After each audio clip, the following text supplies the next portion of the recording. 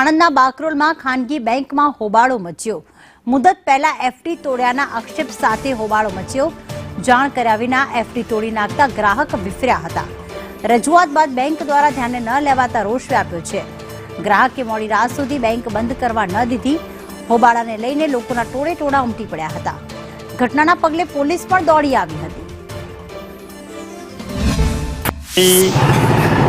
18/8/2024 પાકતી હતી એ રિન્યૂ કરી નહીં અને એમણે ઓડીમાં રૂપિયા મારા 6,62,000 ભરી દીધા અને મારો ઓડીનો હપ્તો પણ 25,500 હજુ લગીને મારો ભરાતો હતો પહેલા મહિના લગીને 25,500નો અને એફડી મારી 4,21,000ની કરી દીધી તોડી મારા પૂછ્યા વગર 10 લાખની એફડી 4,21,000ની પૂછ્યા વગર કરી દીધી એમણે ઓગસ્ટ મહિનામાં અને મેં બાકરોલ બેંક છે બાકરોલ બ્રાન્ચ ICICI બેંક વિનુકાકા માર્ગની સામે। કેટલા સમયથી તમને આ બેંક દ્વારા ગોળ ગોળ કરે?